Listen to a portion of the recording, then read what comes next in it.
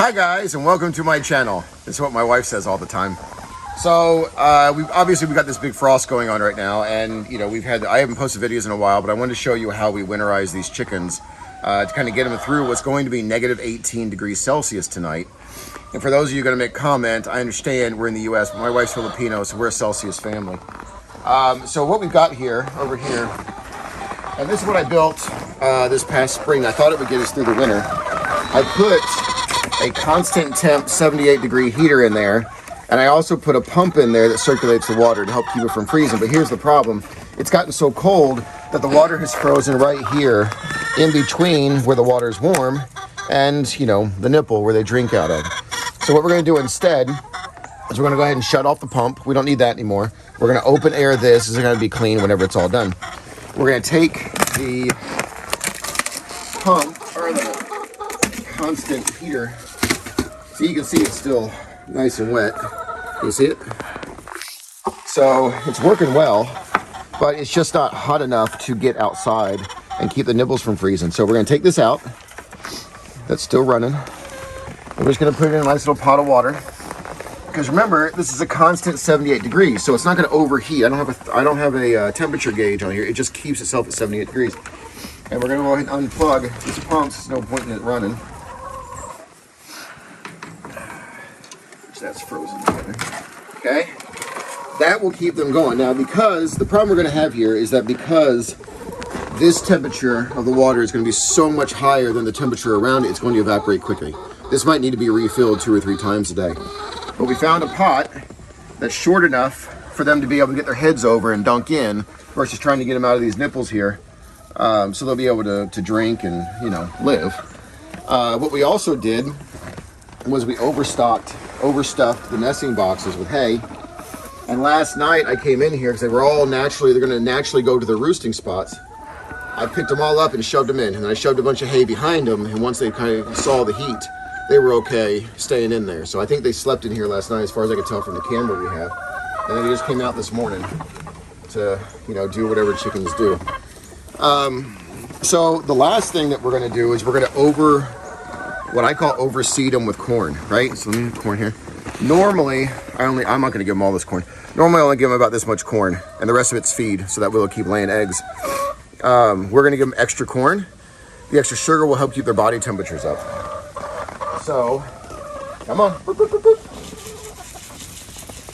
Boy, they have laid some big old turds, I'll tell you that much.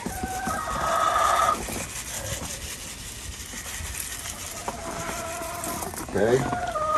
And we'll still put the feed in the tube here for them. See when I can get that open. And then I'll show you a couple other things.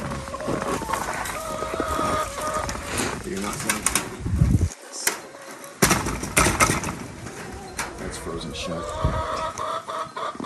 Well, that's another thing. Don't over tighten the feeding tube because then shit gets frozen shut. What are you going to do? So we're just going to leave them a pile to eat off of. One thing that I like about this is that we made these tubes so big. You can dump a lot of it in there. We'll leave them a pile out here too to eat off of. And that'll give them plenty to eat for today. What was the other thing I wanted to go over? So the water, the corn, that. What was the other thing, huh? Maybe we had something. Oh well, it doesn't really matter that much. Oh, so you like these? We're going to put a link to them in the comments.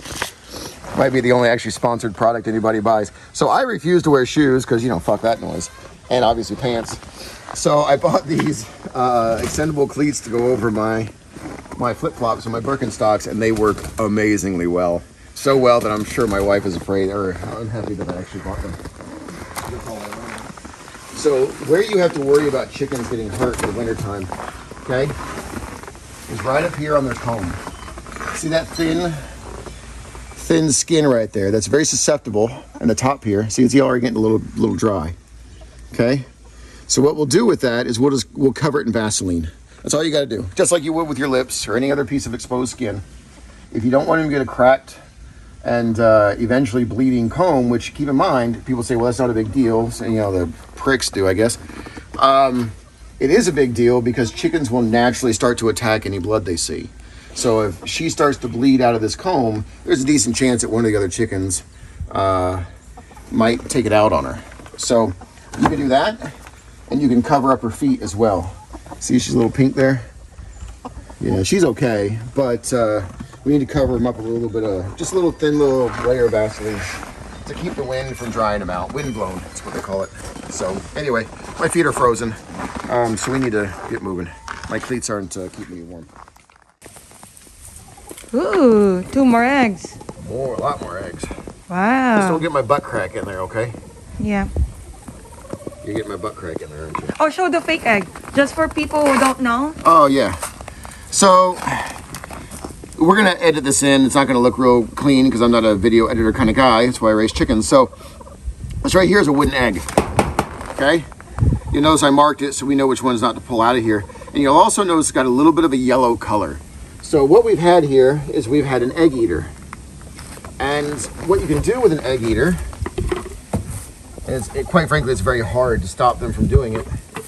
But what we've had to do is I placed 3 wooden eggs in each of the nesting boxes. And when the egg eater comes in to eat her eggs, or to eat someone else's eggs really, she'll peck at those. It'll hurt her beak. She won't be able to break into them. And she'll tend to stop. If you catch them early enough, she'll tend to stop eating the eggs. Ours progressed a little further than that. So what I started doing is I left the wooden eggs in there. And you can see here so you see the pointy side. See the not pointy side, right? So I poke a hole in there a little smaller than a dime, okay? And I would shake out the yolk and the whites, right? Till it's all nice and clean, rinse it out a couple times to make sure you don't poke a hole in the bottom. Some people poke a hole on top and bottom and they blow the egg out. Personally, I think it's that's harder for me because sometimes it has shit on it and I don't want to put my mouth on that. So I just poke a hole here, shake it all out, clean it out. I fill it with mustard. You don't have to fill it with mustard. Halfway up is fine, okay? And then I stick 2 in each nesting box every day for a week.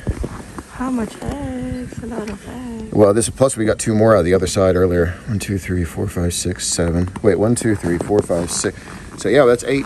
All of them laid last night. Wish I could say that. So here's the other thing. There's eggs. Yeah, we're gonna check in here in a minute. But you see them going to town right now. They're not even bothering with the corn, which is weird.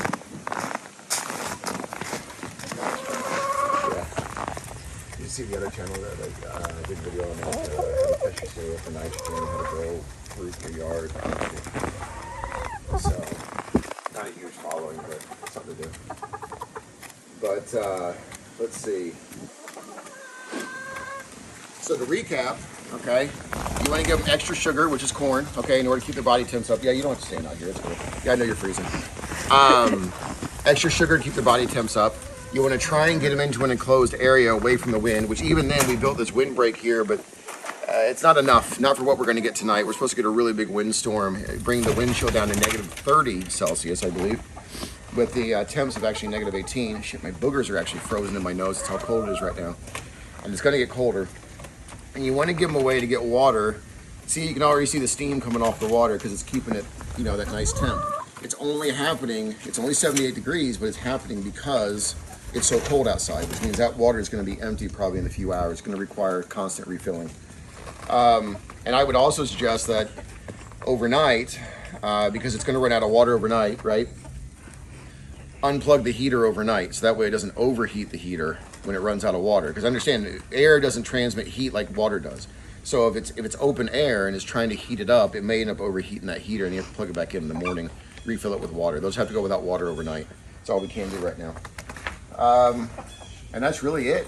Extra hay, put them in the nesting boxes. Hopefully you have enough room in your nesting boxes to give them enough space to live. And yeah, I think that's it.